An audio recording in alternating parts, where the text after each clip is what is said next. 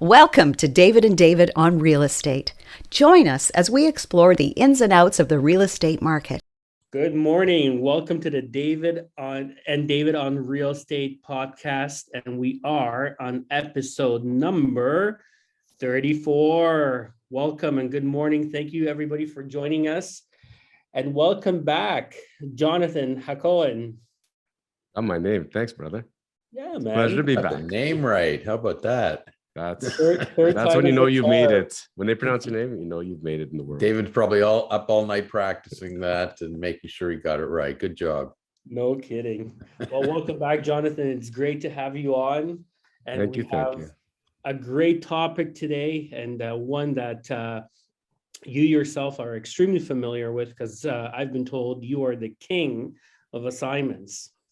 You know what? When the Stones come on stage and they've sung their hits for 40 years and they never get sick of it, I feel the same way about assignments. Yeah, and I'm like Pavlov's dog when it comes to certain things. And last week, David and I were kicking around. What's our topic for next week? And as soon as he says, "Hey, how about assignments?" That's really topical right now. And I go, ding, ding, ding, ding, ding, ding, ding. Jonathan. We got to bring Jonathan on, because I've always referred to him, you refer to him as the king of assignments. I refer to him as the guru of assignments. And as soon as someone sends me an assignment, I always think of Jonathan. And for some of the reasons you're going to see as we discuss them, because they're a real pain in the you-know-what to deal with. They're really difficult. So either you do them and understand them, or you don't do them. But they're great to do, but you got to do them properly. And Jonathan's our resident expert on it. So I'd welcome, like to, Jonathan. Thank you. I'd like to put a disclaimer in there. First of all, for legal reasons, we're never going to use the word expert, even though I could be considered as such. Right. Number two, to the universe listening right now, I do other things in assignments. Believe me, you can hand me, as a real estate corporate lawyer, I can do your simple transactions as well, your simple purchases, your simple sales, your simple refis, your leases, your incorporations. I do assignments, but I do other things. So when you think of me and as a transaction other than assignments, you can still think of me. Thank you. Jonathan doesn't want to get a barrage of assignments on his desk, and then all he's going to be doing is math until 2 a.m. I don't want to get typecasted, like you're on a hit TV show and then you can't get another gig because everybody sees you as that lead man on that one show. So no, I want to broaden my acting strokes. So I love assignments. I will do assignments until they're outlawed or until the day I'm not here. But otherwise, I do enjoy doing other things as well. But assignments are awesome. And the reason they are is because in my mind, they're like a horror flick, and not everybody can sit through a horror flick and they get nervous about it. I love it. I like to see where the ending goes. And I actually like seeing the happy endings to the horror flicks. Nice. That's a good way of putting it. Well, listen, before we jump in, let's do a quick market update. Market is shifting, and it's shifting across the GTA, and a lot of realtors are feeling it, are talking about it. There's still areas that are selling in multiple offers. We're still seeing activity, but there's other areas in the market that have experienced a complete downturn, and buyers are really taking their time, pumping the brakes, and we're not seeing the crazy multiple offers that we have in the past. Instead of 16, 17 multiple offers, we're seeing 2 or 3 on some listings, and we're seeing a lot of cancellations and price changes. So to the realtors that are considering listing properties out there, if you are considering holding back offers and doing an offer presentation date, be very careful and really understand your local market and the product that you're selling, because certain price ranges, they're still very active, and certain price ranges and certain products have seen a very big downturn in the demand for them. So you really have to know your local market, your local community, and really understand the product that you're selling.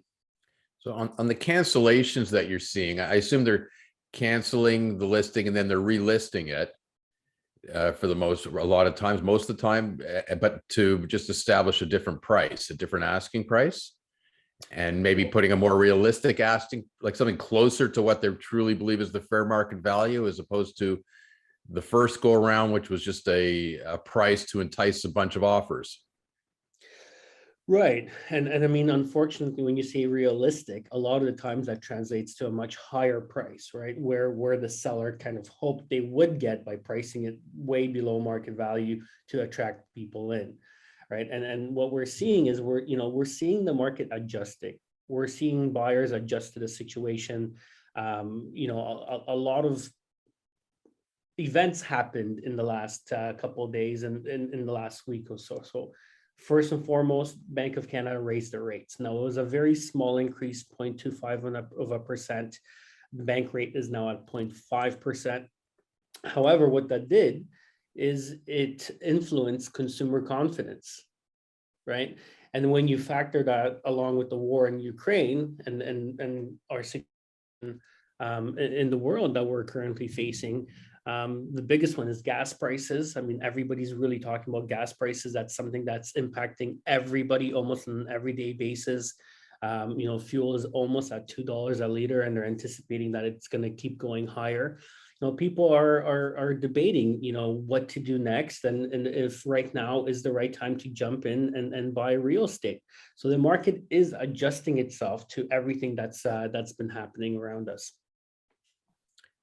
Yeah, well, it's interesting. Like there's always an adjustment. You never know exactly what that adjustment's going to be. Like some people will still be interested in buying real estate, but maybe they rethink a little bit where they want to live. Maybe because of the price of gas, people want to be closer to a subway line.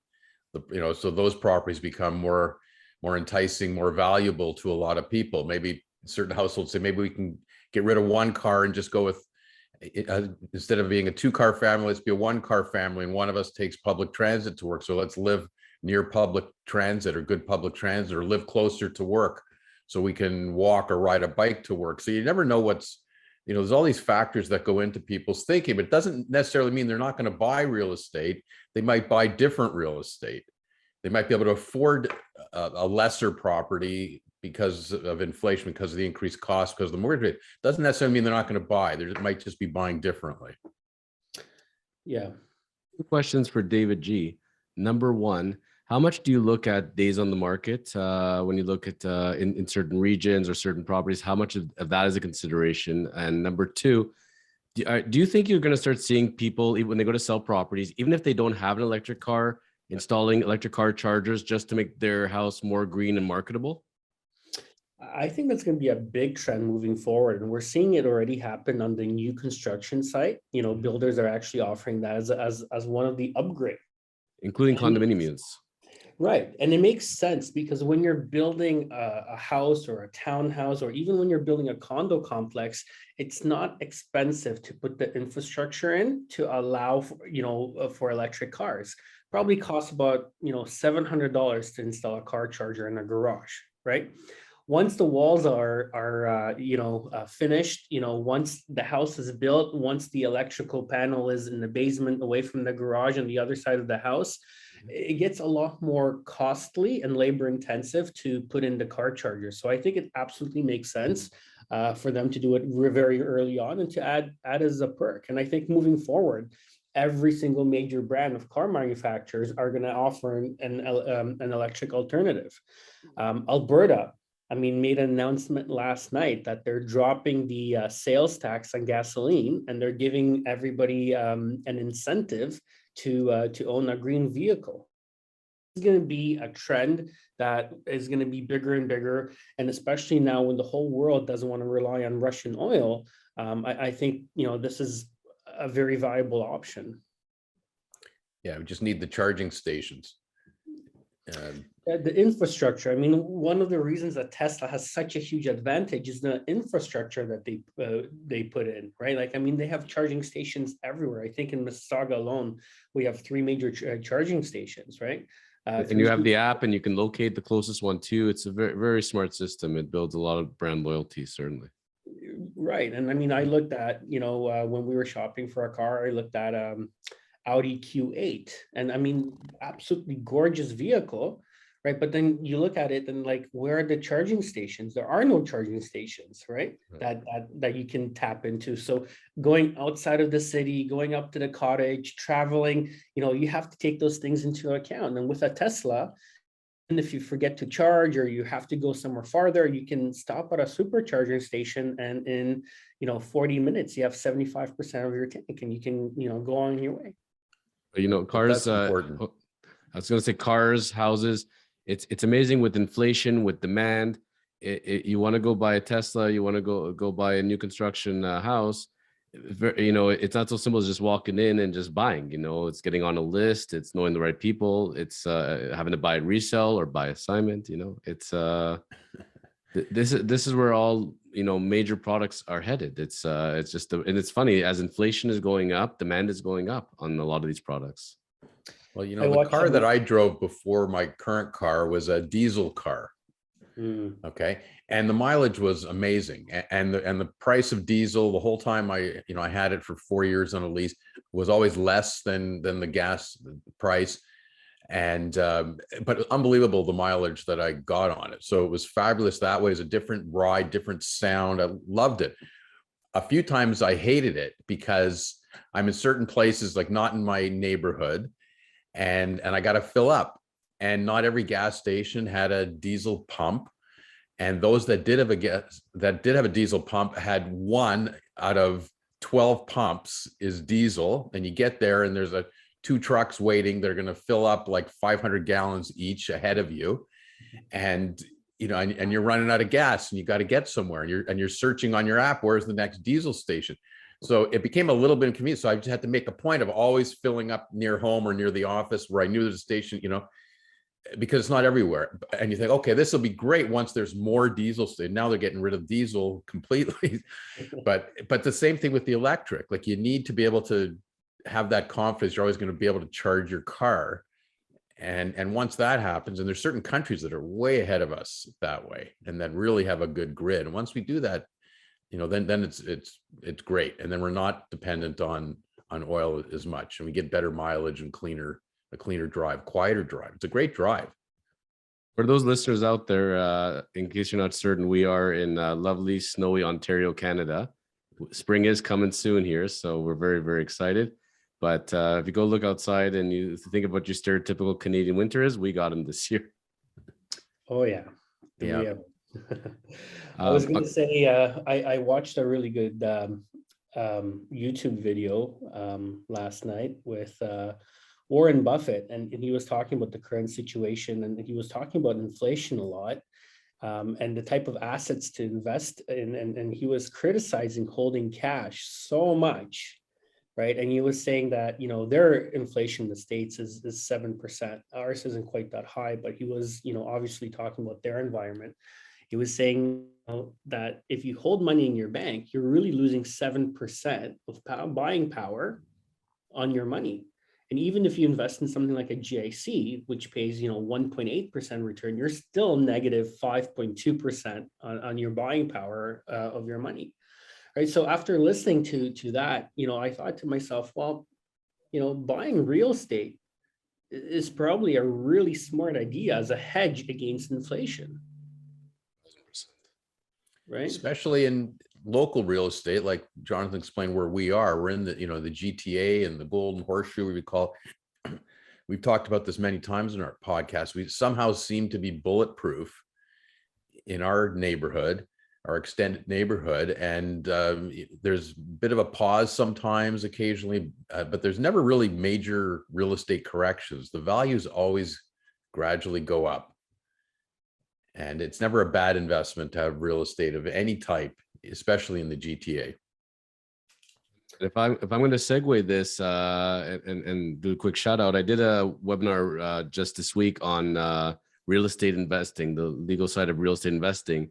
And one of the first things I talk about was the fact that the typical real estate investor isn't typical anymore. You picture these people that are holding like 5 to 10 properties, they've made their incomes, they start investing later in life. And once they bought a couple properties, it started to snowball. But more and more now, we're seeing from our legal side of things at Kormans that you're getting younger investors, the ones that are in their 20s, maybe buying their first condo, but then they're not necessarily selling that condo. Instead, they're renting it out and using the equity that they built in their property to buy their next property. And maybe they're going to rent that one out too, or they're going to live in it. So the whole complexion, of who's buying real estate and why, I'm seeing that there are people in their 30s now, and they're up to 2 to 5 properties. That's amazing. The sky's the limit for people like that. And the true wealth is, I found in our clients, at least the ones that are truly ahead of the game, have one common thing among them, is that they are real estate investors, And they buy very often buying by way of assignment. Right. So let's talk about that. What is an assignment? Well, in its simplest form, it's selling a contract.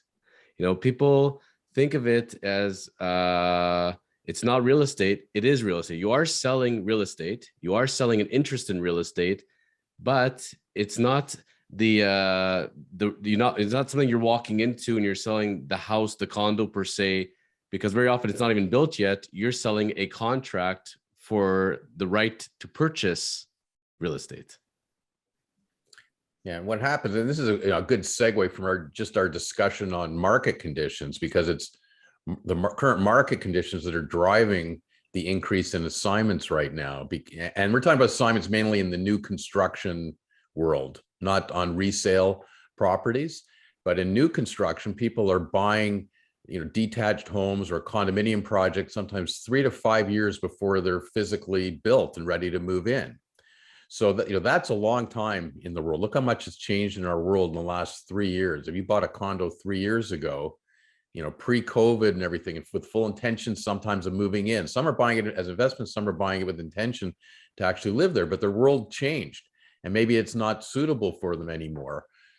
So all of a sudden now it's built, or it's getting close to being built, and some are choosing not to live there and they want to sell it. So they're selling it by way of assignment. So whether you're an investor that's sort of flipping it, or maybe someone really bought it for themselves, but circumstances change, don't want to live there anymore, they're selling the agreement of purchase and sale they entered into with the builder to a third party. And then that party will complete the transaction with the builder. To throw in there that on David K's point there, assignments can happen on resale. Absolutely. Here in Ontario, we tend to not see it that frequently, but we do have it where somebody purchases a property by way of resale. So it's an existing property, very often with development potential. And they're saying, you know what, I bought it at a really good price. I knocked on someone's door or what be it, or I just got lucky on the market. This thing's not closing for a few months. I'm doing my due diligence. You know what? I'm going to flip the contract, let somebody else take it over, let them do the construction or tear it down or live in it or whatever being. So it does happen in resale as well. It's very common. I know in BC more than it is Ontario. Here we tend to see it tends to be, 95% at least new construction, typically being condominium units, where somebody goes to the sales office, buys 1+ units. I've seen people owning 3 to 5 units and they spread it among family members, sometimes with the intention that everybody's going to have one in the building and they're going to live in there, or as an investment, or they do it to flip, or circumstances change very often. And without jumping too much ahead, depending on what your intention is, could have big tax ramifications for the people out there. So if somebody's going to go sign a contract to go purchase new construction saying, I'm going to flip this thing, I'm going to make, double my money instantly. First thing I always tell them is speak to your accountant, because note, there are potential tax implications with everything in life. You can't just go make money per se. No different. You go to your job and you make you get your paycheck every 2 weeks, you get taxed. This is the same idea. Yeah, and one of the reasons people look to do assignments, because they're buying these properties sometimes 3 to 5 years before, especially, we're talking about our market, most of the time when it's completed, it's worth a lot more money than when they sign the agreement of purchase and sale.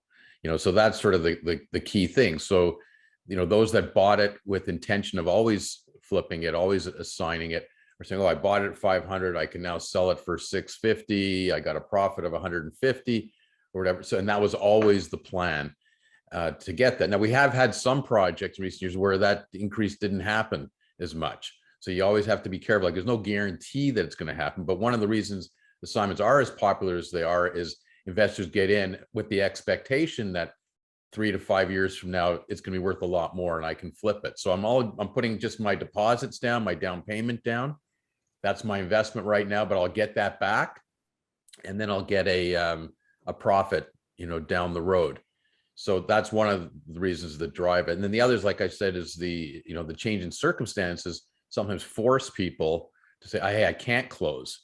I can't get enough of, the value went up, but I can't get the mortgage financing. My job changed. I got to live in another part of the city. There's different circumstances where people just, don't want to complete that transaction. So they look for someone to take it over.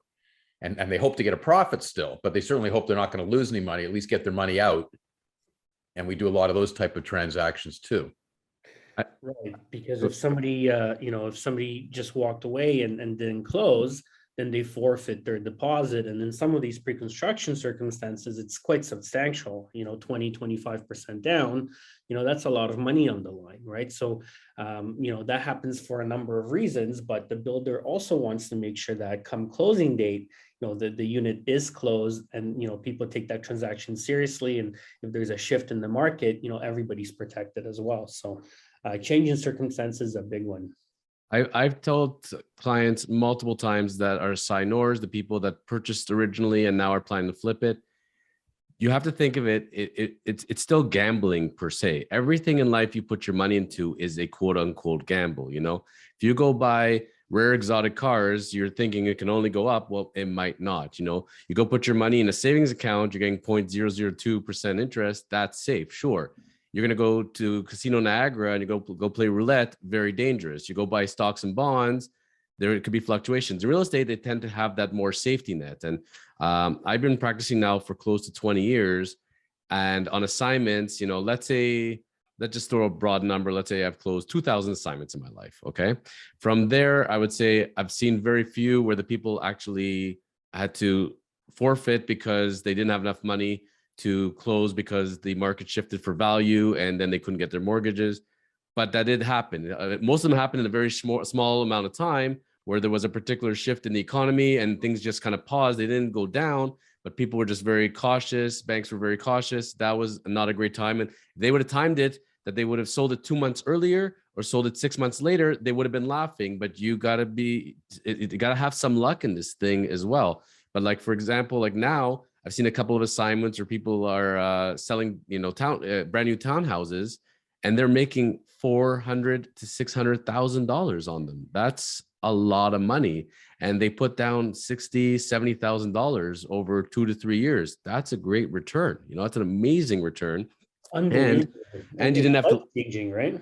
You didn't have to live in there. You didn't have to carry the thing every month. You signed a contract over a couple of years. You put down, let's say, $60K. Now you're selling your contract. And on the numbers, you're making $400,000 before taxes. That's pretty amazing. Yes, you might as well, depending on their job, they've been better off just sleeping at home and watching TV all day and just relying on that contract. But that's again where it's a form of gambling. From the lawyer side of things, when we see our deals coming in, we're seeing in the past 3 months at least a very, very common trend. Majority of the transactions I'm getting in, for example, as a real estate lawyer, I'm seeing them status certificate reviews because people are hoping to buy resale condos. They get frustrated. So they're saying, I have lost out on so many of them. There's been 20 offers, 15 offers. Like I tried to do a bully offer. I'm going to go line up and do new construction. So I'm going to go buy brand new from the builder. All of a sudden, my realtor wasn't allocated enough units. The thing sold out really quickly. I tried negotiating with the builder. There was no incentives to be had. It's not like it was a year ago. Now it's a builder's market and there's no freebies. So you know what? I'm done with this process. I've spoken to my realtor. They have a pipeline and they know a couple people that have bought by new construction. And you know what? The thing's going to go into occupancy in the next 6 months. I have my certainty. I'm going assignment route. And for a lot of the buyers, the end users of it, even as investors, when they're looking to get into the market, they're saying, this is an easy way for me to do it. At least I have the certainty that once we get the consent from the builder, I have real estate I can buy. And I think that's the attraction now why people are buying by way of assignment. Yeah, I mean, it's definitely solving the inventory issue that we've had for such a long time. Like the last 2 years, there's been no real estate out there whatsoever. Like builders have been selling pre-construction units, by the drones, right? So that's really the only type of inventory that we've really seen out there. Yeah, and the builders are really careful with their inventory too. So a builder these days, it used to be they just opened up a sales office and hope that people would show up and come in. And whoever came in, they're going to negotiate with and try and sell to. Those days are long gone. Now they open up a project and the builder is doing their due diligence on you as a prospective purchaser. They're not even allowing you to come in and be a purchaser. They're not going to give you a brochure until they qualify you as a real buyer, whether you're an investor or you're buying it for your own purposes. You can't even get in the door. You can't negotiate anything until they pre-qualify you. It's really remarkable right now because there's that much of a demand for these things. So then let's say you're actually buying for yourself and you bought a place 2 years ago. One of the things that a builder's insisting on too is they want evidence that you will be able to get your mortgage. They have to see real hard copies of pre-approval from a bona fide mortgage lender or evidence that you could buy it for cash. And they're very careful with these pre-approvals and what they'll accept. I had 2 letters from builders lawyers this week accusing our clients of fraudulently providing their mortgage approval documents to them and giving a few days to provide proper documents or they're going to terminate their contracts and keep the deposits because they think they've been, there's some fraud going on with what they've produced. So they're really careful. So let's say you've been pre-approved legitimately a couple of years ago, you qualified for a mortgage, you sent it into a builder. All of a sudden, let's say you're coming to close this year in 2022. Let's say it's later in this year. Interest rates just went up last week, like David said. There's a really good chance interest rates are going to go up again in 3 months. Maybe it happens again in 6 months. So they got pre-approved at a certain level 2 years ago with expectation of where rates would be. And now all of a sudden, by the time they close, the rates might be higher and it might come time to close and they might not be able to afford the property that they really want to buy. They may not be able to close. They may not be able to get enough mortgage financing to cover it. Therefore, they start saying, what are my other options? If I can't close, I don't want to default. Well, you don't have to default. One option is, can I get an assignment? Can I flip it? I'll have to find something else, but at least I can get my money out. Maybe I get the increase in value of this. I need a good realtor to help me through the assignment. I need Jonathan Cohen from Kormans to help me close the transaction, guide me through it. In this room, it's funny, it's not just 3, handsome supermodel men here. We're also professionals. And the reason why the 3 of us are talking about assignments, and to the public out there, if you're a person thinking of purchasing by way of assignment, or you have a unit, a new construction contract, and you're thinking of flipping it and selling it by way of assignment, we can't emphasize enough, and this is not to terrify you, but you should be terrified. You need to have professionals working with you. Cannot emphasize enough.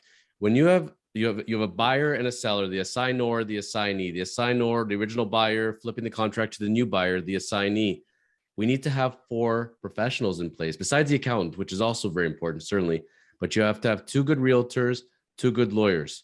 They all have to speak the same language. They have to understand assignments. If you have one person from those 4 professionals that don't do assignments, don't understand assignments, are very nervous, they can kibosh a transaction. So you could be putting in all this time looking to purchase your dream home, or you being the assignor looking to sell, maximize your money, going through this whole dog and pony show, and somebody drops the ball, and then you're starting back from square one. And assignments are like ticking time bombs. Once you're making a decision to go ahead with it, you could be under the gun. And if you waste too much time and burn through your time, you may lose the ability to assign. And then that changes your life plan, your life projection. So just for the first and foremost, if you hope to have an assignment go through of any kind, make sure you're retaining the right professionals from day one, and get your realtor, get your lawyer immediately, and make sure they're speaking together. Don't leave any of those people to the last minute. Jonathan, I'm also going to add mortgage broker to that list, right? Because absolutely, yes. It is fundamentally important that your mortgage broker understands the assignment process and that the lender feels comfortable, lending on the new purchase price, right? Because, from a lender's point of view, somebody paid X amount of dollars 3 years ago, and now somebody's paying Y amount of dollars 3 years later, and that gap can be significant. and the lender needs to feel comfortable with that increase. And not all lenders do. It's, you know, sometimes it can be a very tough situation to sell to a lender, right? And if they don't have experience and they haven't done assignments, you know, it can be a very, very tough situation to have a discussion, certainly on the surface. So, you know, if you don't have really good professionals, really tough to navigate. You know, if you picture it as far as a room in a boardroom, and you'd have to bring all your party into it. You're starting off with the assignor, assignee, then everybody's bringing in their lawyer, bringing in their realtor, bringing in your accountants, because on assignments, both sides need to be familiar with what the potential tax implications are. So you have to have your accountants as well. Good point. And then as well as the assignee bringing in their mortgage representative, that's a lot of professionals and a lot of people that have to be giving professional advice and dealing with it. And that's why assignments are so important. But in my experience, a lot of people do not speak to the mortgage rep until near the end, unfortunately, and then they can get burned very quick. And also not speaking to their accountant, not realizing how complex the tax ramifications being, and making sure they have their game plan from day one. So very good point, David Gorski. Thank you. Yeah, and one of the key elements of an assignment transaction on a new build is getting the consent of the builder to the assignment. Like, that's an essential part of each one. You have to go to the builder and get the written consent, and the builder's lawyer will produce a 3-party document that's signed by the builder, the assignor, and the assignee on this. But part of that process for the builder to provide that is just the same way that they pre-approve the mortgage for the original buyer. They want to be satisfied that the new buyer, the assignee in this situation, can also qualify for a mortgage or has cash to close the transaction. So they got to go through that process with them again. So that's why, David, to your point, you have to have that mortgage broker involved early to make sure they can get that money, and then provide that written confirmation that there's a lender that will lend money based on whatever the value is then on the assignment price, and not just on the original agreement of purchase and sale price, because they're very different numbers, right? So great point. Like, they've got to understand it. They've got to be able to explain that and show that to the lender, and show the lender comparables. Like, these condo prices haven't closed yet. So, Right. So, you know, how do you determine what the assignment value really is? You got to, as an agent, you got to do a lot of work to figure that out and get comparables and everything, because there are no transactions in that building that have closed yet, usually, when they're trying to do these assignments. So you've got to figure out the right value, and then you convince a lender to lend based on that value. What about an appraiser? How do you deal with appraisals of something that hasn't been built, right? And I mean, you know, it gets very complicated. But the good news is that, you know, we are seeing more and more assignments. People are becoming more comfortable with them. They are becoming more mainstream, and you know, we have the professionals to be able to help you navigate through this. Now, I did want to say a word of caution. If you are an assignor and you assign a contract an assignee, and I'd love to get your input on this, guys, but the original purchaser is liable if the assignee does not close the transaction. Is that correct? Absolutely. And just to step back for 1 second when we're walking into this, just for the clarification for the listeners out there, there's 2 things I think we should first of all put out there. Number one is the documents involved, being that there are the 3 documents. So you have the original sales agreement with the builder, between the assignor and the builder, the original buyer. Then from there, the assignor assignee made their side contract, their assignment agreement. So agreeing how much the assignee is buying the contract off the assignor. So that's their side agreement. That side agreement doesn't go to the builder. The builder is not aware of what their side deal is. What happens from there is, once they have their side deal signed, the assignment agreement, then they can go to the builder, apply for the consent, and the builder prepares the consent document, and that's signed between the 3 parties like we talked about. As soon as that document is signed, it's as if you took the original agreement, rubbed out the original buyer's name, and put in the new buyer's name. So now the new buyer has taken over that contract. That's their baby. They have to close it. But to that point, the original buyer is not off the hook. If the assignee, so assignor, even if you get your money ahead, so let's say you negotiated the deal where the assignee says, I got consent, here's all your profit, here's your original deposit back, take everything now, I'm releasing it to you, go off into the sunset. don't go too far, because you should still be in the know to know that that deal actually closed. Because if you're the assignor and the deal doesn't close between the assignee and the builder, you're still on the hook. And from the assignee's point of view, which is I always laugh, is very often they're first-time buyers. They've never bought real estate ever in their lives. So if they bought a resale property, it'd be scary for them because they haven't done it before. It's not because it's a scary process. It's scary when you don't know what to expect and what the process is. That's why you bring in the right professionals who walk you through the steps, and it gets easier and easier. So let's say from there, you're buying new construction. So now when you're buying a new construction condominium unit, you generally have two closings with the builder: the occupancy closing, where you don't own the unit yet, it hasn't been registered yet, but you have the right to live in there and you're paying a monthly amount to the builder, equivalent to what it would have been if you would have owned it, but you don't. And from the builder's end, they haven't registered yet, but at least they're able to get you into the unit and start recouping back some of their money. So that's one closing. Then it's the final closing when the building gets registered. And then the builder can put the property into your name. You get your mortgage like you would on a typical transaction. But there is a third closing between the assignor and the assignee. And that's even a lot of lawyers, I still argue with them that they're acting for one party, I'm acting for another. And I said, I need my closing documents. They're like, no, it's the consent's already been given. We're done. I'm like, no, we're not done. We still have a contract together, the assignment agreement. I have some documents that my client needs to sign for you. You have some documents you have to sign for me. It's still a real estate closing. So that's why when people quote, for example, oh, how much you charge on an assignment? Are you buying or are you selling by assignment? Well, when you're buying, just so you know, there's the assignment part of it where you have to negotiate, sign the assignment agreement. Then you have 3 closings coming up. So there's multiple levels to this thing.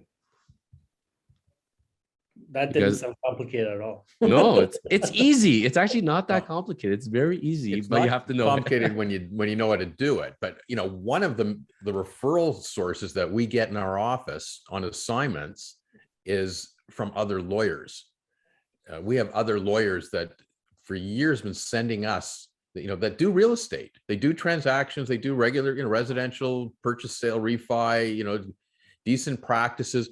But they will not do assignments because they hate them. They don't understand them. They don't want to do them. They make mistakes on them. It's so easy to make mistakes. There's so many pitfalls in these things, and their clerks hate doing them.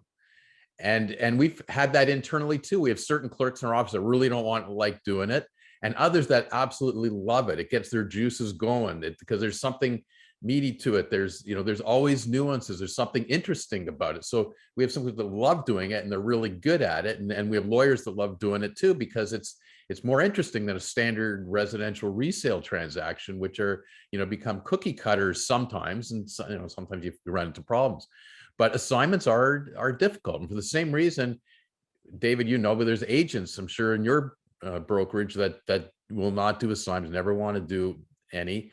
I did one a couple months ago for one of your top agents who had never done one of your top producing agents, year after year never did one. And then he got one. He says, oh, I got a client really wants to do this, and I'm going to, and, help me out in this.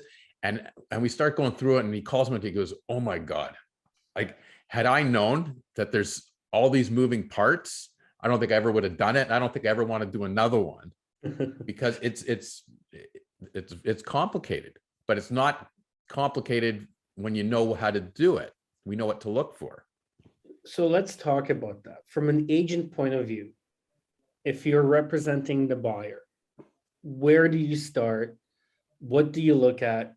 Walk me through the process. And I know you guys see a lot of mistakes on the APS. So let's talk about some of those mistakes, what you guys see, and what agents can do to make sure that it's a very smooth process for their clients.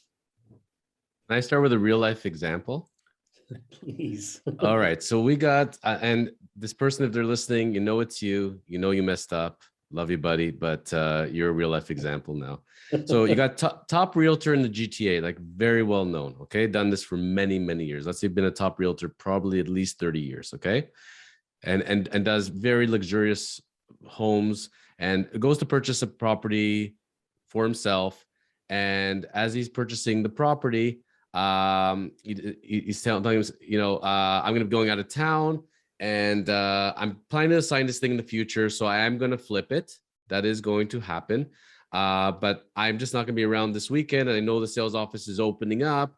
So he knows the builder. Okay. So contacts the builder directly and says, look, I can't make it in, but I need you to give me a prime unit that I'm going to be assigning in the future.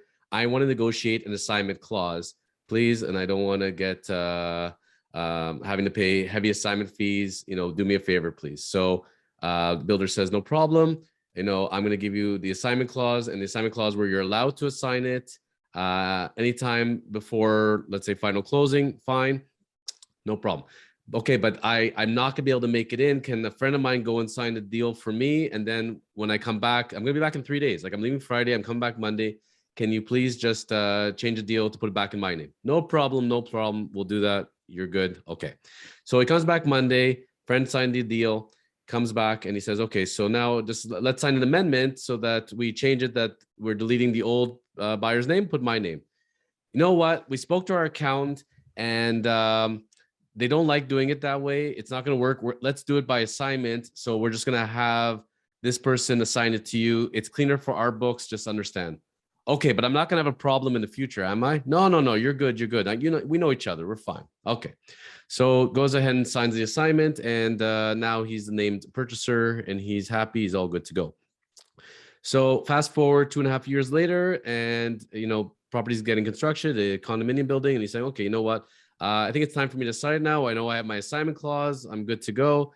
So he goes ahead and, networks, cannot list it on the MLS because that's not allowed under assignments unless you have builder consent, because they can consider you in breach of the agreement and keep your deposit and sue you for damages. So be very careful. Do not list it on the MLS. So then they're saying, how am I going to be able to sell it? Well, I network with the other realtors. If you have professionals and no assignments, they'll find buyers.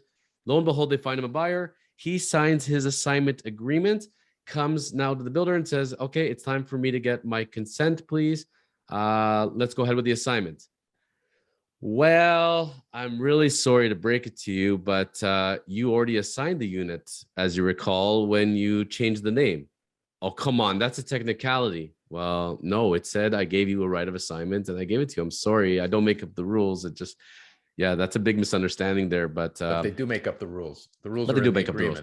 But I like you, so I'll give you that assignment, and I'm only going to charge you $20,000 because I know you flipped it for at least 100. So I'm a good person here. I'm only going to charge like 20%. So $20,000 later, that was a very expensive lesson learned. And in real life examples, like when I was teaching with OREA at the time and teaching the real property law course, I found that the future realtors always loved to learn it by way of real examples. So in that case, what can we learn and what they did right, what they did wrong? The right thing was, first of all, negotiating the assignment clause and a real assignment clause. Most assignment clauses, if you go read what the builder will give you, it says you have the right to assign based on the builder consent, which can be unreasonably withheld. So that is not consent, folks. That's I can do it in my leisure and tell you no matter what. So that's where, first and foremost, mistake number one is making sure you have a right to assign, but a real right to assign. The real right to assignment says, as long as the builder has sold X number of the units already, then by all means, you can go ahead. Builder will give consent, but it cannot be unreasonably withheld. So they have to be reasonable in it. So that's first of all was the biggest mistake. If you don't have that assignment clause, forget it. Number two, keep in mind, just because you have one right of assignment generally does not mean you have right to assign 2 or 3 times. So in this case, they should not have burned through their assignment. Right. And just to break it down a little more, almost every agreement of purchase sale, every standard builder's agreement of purchase and sale has a prohibition on assignment. They basically, you cannot assign without the consent of the builder. And like John said, unless the consent can be unreasonably withheld. But then when they grant the consent, you get an assignment clause, will grant you an assignment subject to the following terms and conditions. And you got to go through that carefully and see what they really are, because included in that is that prohibition against marketing the property, putting on any MLS, social media platforms, WeChat, anything. So yeah, you can sell it, but you got to do it privately, to your local people. If you're an agent, you can do it to other agents in your office, but you can't publish it. And if you do violate that, you're in breach, and you get a letter saying from the builder's lawyer, so you're in breach of the contract. We're terminating you. We're keeping your deposit. We'll sue you for damages. So you got to avoid that. And then that other thing that Jonathan meant is almost all the time they're granting consent as long as you pay them a fee, an assignment fee. Okay. And we've experienced it on same project. We had one where a builder gave it, we asked for an assignment consent. They gave it to us $3,000 fee, which isn't unusual. A lot of times it's $1,000 to $5,000, a lot of times in that range. Sometimes it's higher. 10,000 plus easily. A few days later, same project, same builder, different buyer. We applied for it and they said, yes, we'll consent. And they charged $50,000 as the assignment. 50? 50. So went back to them, what are you doing? We did one a couple days ago at 3,000. Well, we don't like this buyer as much. This buyer's been not playing straight with us. We don't trust this buyer. And also market conditions are shifting. And yeah, we snuck that last one in for your client at 3,000, but going forward, we're charging a higher amount. And no matter how much begging and pleading and negotiating and trying to get them to act reasonably, blah, blah, blah, they stuck to the 50,000. And it was still a good deal for our client to do it because there was enough of a profit there, but it was a $50,000 fee to the builder. David Gorski's question there, he's saying, what are the mistakes being made? Very often, the mistake is made the second you enter that sales office. And even when you come armed with a realtor, if that realtor doesn't understand how to negotiate, they say, okay, you have an assignment clause. Okay, the assignment clause doesn't actually give you the real right because they can unreasonably withhold the consent. And you did negotiate an assignment fee. And from there, you didn't recommend for the client to go review it with a lawyer, and they should, because there's in new construction condominiums, there's a 10-day cooling off period. But in new construction houses, people think there's the same 10-day cooling off period. There isn't. So you have to have a lawyer review clause in a new construction house agreement. Otherwise, you may not have the ability. And then from there, if you didn't negotiate the right assignment and you didn't cap your assignment fee, you could be in for a big surprise where you spent all this time looking for a new buyer, a new assignee, from the builder to come back and say, no, I'm not consenting, or yes, I am consenting, but 50,000, please. Yeah. Yeah. And you can go challenge it. You can say the builder's not reasonable, charging 50,000. But you end up having to close your transaction first, reserve your rights, and then take them to court afterwards. How much are you going to spend in court fees and legal fees to try and convince a judge that 50,000 wasn't reasonable? Last time I looked, there's no law against life being unfair. So exactly. So you got to be careful going in before you commit yourself on these things and negotiate it. And like, if anybody listening to this takes any takeaway, it's always have the right to show this to a lawyer to make sure you've got the right language in the document. Like, and when their clauses are not created equally. And when they're promising you things in the sales office to get you to sign on the dotted line, okay, yeah, this is not a problem. I'll give you this, I'll give you that. Get that in writing. Even get an email saying, it was a pleasure to meet you. You told me I'm going to have this. Get it in writing, because if you don't get it in writing, when you're going to come back 2 to 3 years later, they're going to say, oh, that person doesn't work here anymore at the sales office, or you misunderstood that. We would have never said that. And now you're left holding the bag. Get everything in writing, please. Yeah. And it just comes down to having the right team, the right representation. I just want to step back really quickly and unpackage something that David Korman said. And I want to caution realtors out there, right? Because if a client comes to you and says, hey, I want to sell my assignment, you have to review that original APS, and you have to take a look at that assignment clause very carefully. And you also have to look at the circumstances around the assignment and make sure that you do not get your original buyer into trouble with the builder, because, we are seeing significant amount of money being made here in appreciation. The last thing you want is for the builder to cancel that contract because you're violating the rules, right? And as a professional, you have to be extremely careful on what advice and how you guide your clients and how you represent and how you sell assignments. Yeah, and there are a lot of pitfalls that we haven't even gotten into talking about. There's a lot of tax pitfalls that you have to navigate too. There's land transfer tax that's not being done properly a lot of times. There's HST issues. There's HST rebate issues. And this is where having someone like Jonathan Acone, the chosen lawyer, to help you navigate through things like that. These are difficult issues, and a good accountant has to be involved in this process too, right, Jonathan? We're always want an accountant helping. 1,000% capital gains, business income for the assignor. There's so many levels of pitfalls. Just in, like, we could be hosting a 3-day conference just on the tax implications of assignments. But where the starting point for a realtor, if you're the realtor listening out there, you're acting for an assignor or assignee, send that email. Say, it was great meeting you. Looking forward to the assignment. Please make sure you speak to your professional lawyer and accountant that understands real estate and assignments, and get your tax and legal issues looked after. Very, very, very important. Yeah, it's a process, but it's so important that you give yourself time and involve the whole team early on in the process, so that each and every single person understands, weighs in, the client navigate to a successful closing. That's the key to assignments. And guys, we're running a little bit low on time today. It was a great podcast, and I think we need a part 2 to really dive into the pitfalls and tax implications, and really how to structure and navigate assignments from an agent point of view. Yeah, even when I do webinars, and Jonathan, I think the same thing on assignments, a lot of times we do it in 2 parts, because it's just, there's so many issues to talk about. You can't cover it in a short period of time. So, but before we go, I should have done this at the beginning, way of introduction. Jonathan Korman is my partner at Kormans LLP, and not only is he a fabulous lawyer and a fabulous partner and a fabulous individual, but he's also the chosen lawyer and the star and host of his own podcast called The Chosen Life. If only Jonathan had an array of t-shirts that he could wear daily to show off the Chosen Life podcast, it would be fabulous. But he's been doing these podcasts now for, how many episodes have you done now?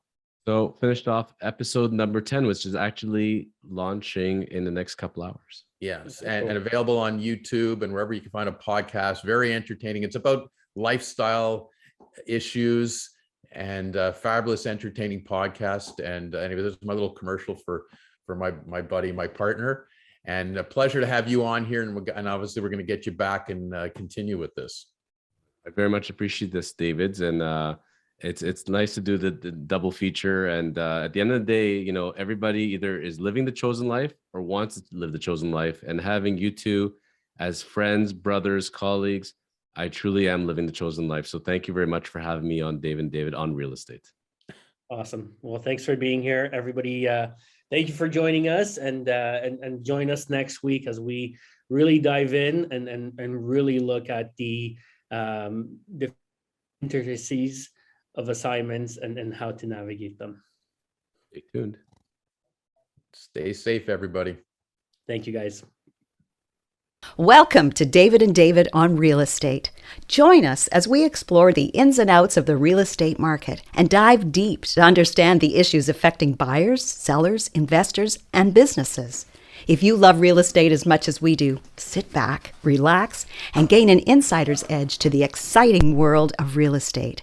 David Gorski is a broker and the owner of Sutton Summit Realty, a powerhouse brokerage providing guidance to over 180 realtors. And David Korman is a partner at Kormans LLP, a respected law firm specializing in residential and commercial real estate transactions, with offices located in Toronto, Mississauga, and Markham.